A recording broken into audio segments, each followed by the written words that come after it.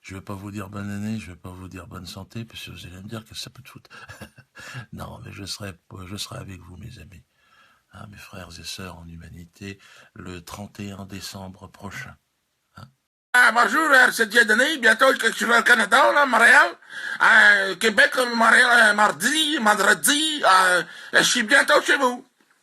Bon, ben, c'est Dieudonné. Je serai bientôt sur scène à partir du 5. Vraiment, c'est tout nouveau. 5 mai, performance artistique. Bonjour, c'est Dieudonné. Vous m'avez reconnu. Je serai à partir du 5 mai au Théâtre de la Madore pour du tout nouveau Dieudonné.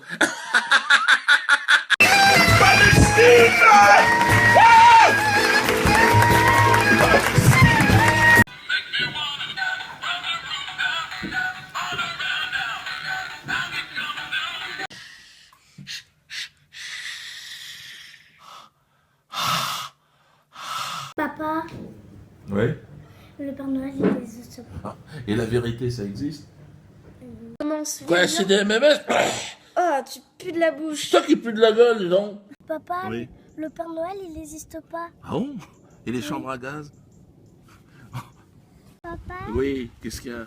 le Père Noël, il n'existe pas. Et le génocide arménien, il existe?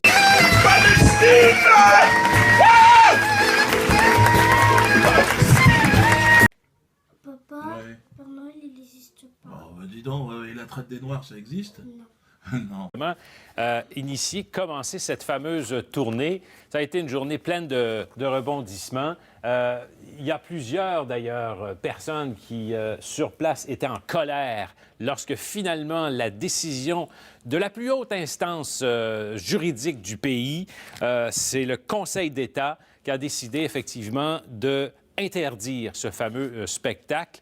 C'est une première, là, vraiment, dans les annales. On dit même que c'est un retournement de jurisprudence en France, parce que jusqu'ici, il y en avait eu plusieurs de ces interdictions qui avaient été invalidées par les tribunaux parce que liberté d'expression, voire censure, et donc les gens pouvaient donner des spectacles. En l'occurrence, Dieudonné, bien sûr, ça lui est arrivé plusieurs fois. Vous voyez les gens devant, on a un certain temps entonné la Marseillaise, plusieurs fois d'ailleurs, avec des drapeaux français.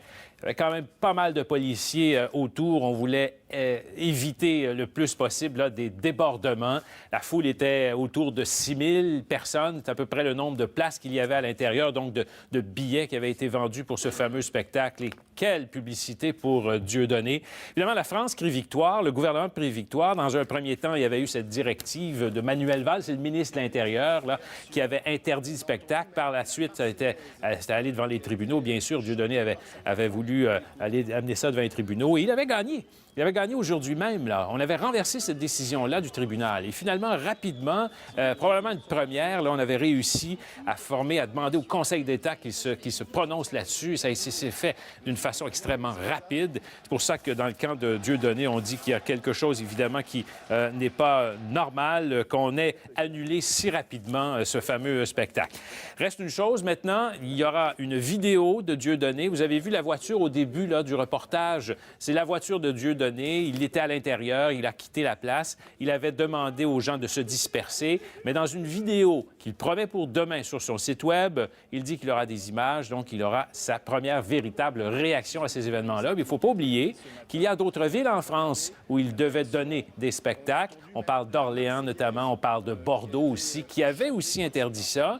Est-ce que ce sera invalidé puis interdit à nouveau? Probablement que la directive là, du Conseil d'État va probablement valoir pour les autres villes, les autres spectacles. Donc, c'est peut-être sa tournée qui sera annulée. Mais encore une fois, c'est quand même pour lui une très grande journée de publicité donc, pour lui-même, en fait, et pour son spectacle. Merci, Sylvain. Au revoir. Dans cette cause-là, on croyait que vous étiez allé jusqu'au bout avec